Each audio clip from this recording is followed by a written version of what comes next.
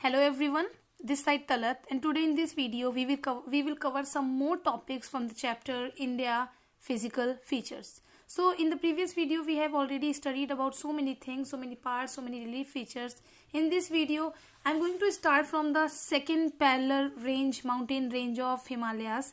तो हिमालय की जो second mountain range है that is the Himachal, and this is here the Himachal. So we will start from this.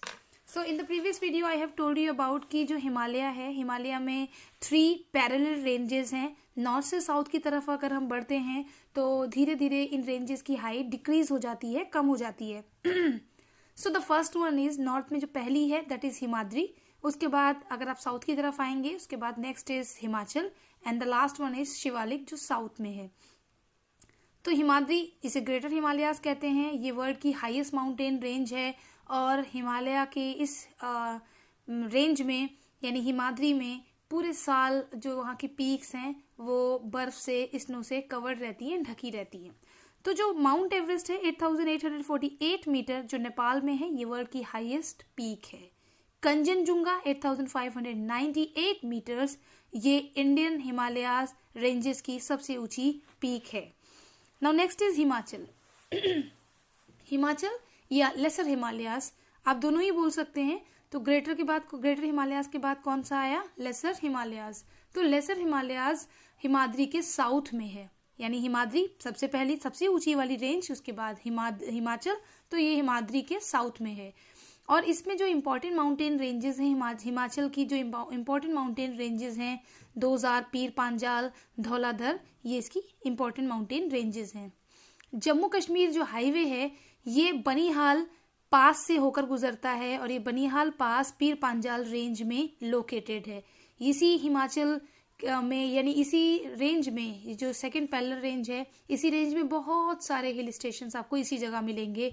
That is Shimla, Dalhousie, Kullu Manali, Mussoorie, Nainital और दार्जिलिंग. ये जितने भी हिल स्टेशंस हैं ये इसी माउंटेन रेंज में है. और ये कौन सी माउंटेन रेंज है? सेकंड नंबर की माउंटेन रेंज है, that is Himachal. Next and last is Shivalik. Shivalik या आउटर हिमालय, ये माउंटेन रेंज की सदर्न मोस्ट रेंज है, सबसे नीचे वाली रेंज है. और ये जो रेंज है शिवालिक या आउटर हिमालयाज की जो रेंज है that is made up of soft rocks, mud and silt. ये इससे बना हुआ है और ज्यादातर हिमालय के इस जगह पर लैंडस्लाइड्स होते रहते हैं. कॉमन है, लैंडस्लाइड्स यहाँ पर कॉमन चीज है. Purvanchal ranges are found along the eastern boundary of India, यानी इंडिया की ईस्टर्न बाउंड्री की तरफ आपको पूर्वांचल रेंज मिलेगी. और ये जो रेंज है इसमें लो हिल्स हैं, यानी सारी जो हिल्स हैं वो ज्यादातर लो हैं. और इसमें पटकाई बम, नागा हिल्स इसके नॉर्थ में है, मिजो हिल्स इसके साउथ में है. और इसके सेंट्रल पार्ट में गारो, खासी और जैंतिया हिल्स आपको मिलेंगी. कुछ बड़ी बड़ी नदियां भी हिमालय से ओरिजिनेट होती हैं, शुरू होती हैं. और इसमें से ज्यादातर रिवर्स नदर्न प्लेन से होकर गुजरती हैं और फाइनली जाकर बे ऑफ बंगाल या अरेबियन सी में जाकर मिल जाती हैं या वहां जाकर गिरती हैं. तो इस तरह से हमें समझ में आया कि कौन कौन सी रेंजेस हैं, क्या नाम है और कौन कौन सी उसमें भी पीक्स हैं या फिर और क्या क्या है. Now next is the northern plains. Northern plains जो हिमालयाज के यानी नदर्न माउंटेन्स के बिल्कुल फुट हिल्स में, उसके बाद जो अगला हमारा इंडिया का रिलीफ है, फिजिकल फीचर है, वो है नदर्न प्लेन्स. नदर्न प्लेन्स जो हमारे इंडिया के नॉर्थ में ही हैं और प्लेन्स हैं, बड़े बड़े मैदान हैं. ये हमारे नदर्न इंडिया का ग्रेटर पार्ट कवर करते हैं, यानी सबसे बड़ा हिस्सा नदर्न प्लेन्स है. It lies toward the south of the northern mountains. ये नदर्न माउंटेन्स के साउथ में आपको मिलेंगे और इसे हम गंगा ब्रह्मपुत्र प्लेन्स या गंगा ब्रह्मपुत्र मैदान के नाम से भी जानते हैं. ये वेस्ट में सतलुज रिवर से शुरू होते हैं और ईस्ट में ब्रह्मपुत्र रिवर तक जाके खत्म होते हैं. तो ये सतलुज रिवर से लेकर ब्रह्मपुत्र रिवर तक जितना एरिया इनके पास है, यानी जो मैदानों का एरिया है दैट इज ऑलमोस्ट 2400 किलोमीटर. और जैसे जैसे आप ईस्ट की तरफ जाएंगे इन नदर्न प्लेन्स की जो चौड़ाई है, जो विड्थ है, वो धीरे धीरे कम होती जाएगी. मतलब ईस्ट की तरफ कम चौड़ाई है, वेस्ट की तरफ इनकी चौड़ाई थोड़ी ज्यादा है. इंडिया के नदर्न प्लेन्स फाइन सिल्ट, एक अच्छी मिट्टी से बने हुए हैं और ये अच्छी मिट्टी रिवर्स जो हिमालय से रिवर्स आ रही हैं, ये रिवर्स अपने साथ फाइन सिल्ट लेकर आती हैं। इससे इंडिया के नदर्न प्लेन्स बनते हैं, चाहे ये इंडिया के नॉर्थ के प्लेन्स हों या सेंट्रल हाईलैंड, जो साउथ के सेंट्रल हाईलैंड्स के प्लेन हैं, यहाँ के भी प्लेन्स हिमालय की लाई हुई अच्छी मिट्टी से बनते हैं। और ये जो फर्टाइल सिल्ट है, ये जो फाइन सिल्ट है, अच्छी से जो मिट्टी है, इसी मिट्टी को हम एलुवियम कहते हैं। ये जो फर्टाइल सिल्ट है, जो एलुवियम है, जो रिवर अपने साथ लेकर आती है, इसकी थिकनेस किसी जगह कम है, किसी जगह ज़्यादा है। मीन्स हर जगह एक जैसी नहीं है, ये वेरी करती है, ये अलग अलग होती है। नॉर्दर्न प्लेन्स को 3 पार्ट्स में डिवाइड किया गया है। So the first one is Rajasthan plane.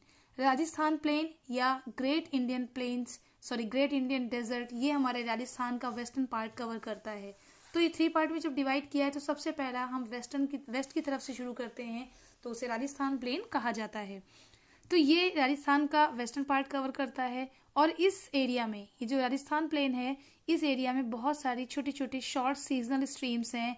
और ये इतने छोटे हैं कि मतलब इतना छोटा एरिया कवर करते हैं ये शॉर्ट सीजनल स्ट्रीम्स की ये शायद सी तक कभी नहीं पहुंच पाते, ये वहां तक पहुंचकर उसमें नहीं मिलते। So therefore this is an area of inland drainage. इस तरह से हम ये कह सकते हैं कि ये इनलैंड ड्रेनेज का एक एरिया है, यानी इसी जगह पर ये शॉर्ट सीजनल स्ट्रीम्स बहते हैं। And the land is generally Rocky and Sandy. और इस जगह की जो लैंड है, जो जमीन है, जनरली थोड़ी रॉकी है और थोड़ी सैंडी भी है। Next is the Ganga basin. Ganga basin covers the largest part of the northern plains. जो उसका सेकंड पार्ट है, सेकंड हमने 3 पार्ट्स में डिवाइड किया हुआ है। First was Rajasthan plain and second is the Ganga basin. तो गंगा बेसिन नॉर्दर्न प्लेन्स का सबसे बड़ा हिस्सा कवर करता है और इसमें जितना भी एरिया आता है वो है हरियाणा। गंगा बेसिन में जो एरिया आता है that is Haryana, Rajasthan, Madhya Pradesh, Uttar Pradesh, Bihar and west Bengal. तो रिवर गंगा रिवर जो है वो गंगोत्री ग्लेशियर हिमालय में ओरिजिनेट होती है और उसके बाद हरिद्वार के प्लेन्स में ये एंटर करती है, वहां पहुंचती है। गंगा बहते हुए और अपने साथ जो छोटी छोटी रिवर्स उसको ज्वाइन करती हैं, जो उसके साथ ट्रिब्यूटरीज हैं जो गंगा को बहते हुए ज्वाइन करती हैं, सच एज यमुना, गोमती, घाघरा, गंडक और कोसी जैसी रिवर्स ने अपने साथ लाई हुई फर्टाइल एलुवियम को इस जगह पर डिपॉजिट किया। मीन्स इस जगह लाकर मैदानों को बनाने में हेल्प की। और वो reverse the reverse coming from the south की तरफ से रिवर्स आने वाली, जैसे कि चंबल, बेटवा, केन और सोन जैसी रिवर्स जो हैं, इन्होंने भी इस प्लेन को फॉर्मेशन को बनाने में कंट्रीब्यूट किया। तो अगर आप जनरल स्लोप देखें इस एरिया का, जो गंगा बेसिन है, गंगा ब्रह्मपुत्र का जो बेसिन का जो बीच का पार्ट है, इसका जो स्लोप है ईस्ट की तरफ है थोड़ा, यानी वेस्ट की तरफ आप जैसे जैसे जाएंगे वहां पर थोड़ा आपको ऊंचा मिलेगा और जैसे जैसे इसके ईस्टर्न पार्ट की तरफ जाएंगे थोड़ा स्लोपी है, थोड़ा नीचा आपको मिलेगा। इसलिए इसकी ज्यादातर रिवर्स बहकर बे ऑफ बंगाल में जाकर मिल जाती हैं। Next is Brahmaputra valley. तो ब्रह्मपुत्र वैली की बात करें, सबसे लास्ट पार्ट है। तो ब्रह्मपुत्र वैली या असम प्लेन ये इंडिया के ईस्टर्न पार्ट में है, सबसे किनारे हैं। ब्रह्मपुत्र रिवर तिब्बत में तसैंगपो से शुरू होती है और इसे वहां पर ये तिब्बत में ये ओरिजिनेट होती है और तिब्बत में वहां के लोग इसे तसैंगपो के नाम से जानते हैं। ये इंडिया में अरुणाचल प्रदेश में एंटर करती है और ये रिवर अपने साथ बहुत सारा सिल्ट लेकर आती है। फिर from Assam it enters Bangladesh where it is called Jamuna. Assam के बाद ये बांग्लादेश में एंटर करती है और वहां पर इसे जमुना के नाम से जाना जाता है। गंगा और ब्रह्मपुत्र दोनों रिवर मिलकर वर्ल्ड का सबसे बड़ा डेल्टा बनाती हैं और इस वर्ल्ड के सबसे बड़े लार्जेस्ट डेल्टा को सुंदरबंस कहा जाता है। इसका बहुत बड़ा हिस्सा, सुंदरबन डेल्टा का बहुत बड़ा हिस्सा बांग्लादेश में है। नॉर्दर्न प्लेन्स के बहुत सारे एडवांटेजेस हैं, जैसे कि वहाँ पर फ्लैट सरफेस होने की वजह से रोड्स और रेलवेज का बनाना बहुत आसान है और हर साल न्यू एलुवियम वहाँ आती है, रिवर्स अपने साथ लेकर आती हैं और जहाँ वहाँ की जो रिवर्स हैं वो इरिगेशन के लिए फैसिलिटीज़ प्रोवाइड कराती है। मीन्स रिवर से इरिगेशन का काम किया जा सकता है और एक ऐसा क्लाइमेट है नॉर्दर्न प्लेन्स का कि पूरे साल यहाँ पर खेती की जा सकती है। So this is for today. In next video we will cover some more topics. Till then take care and bye bye.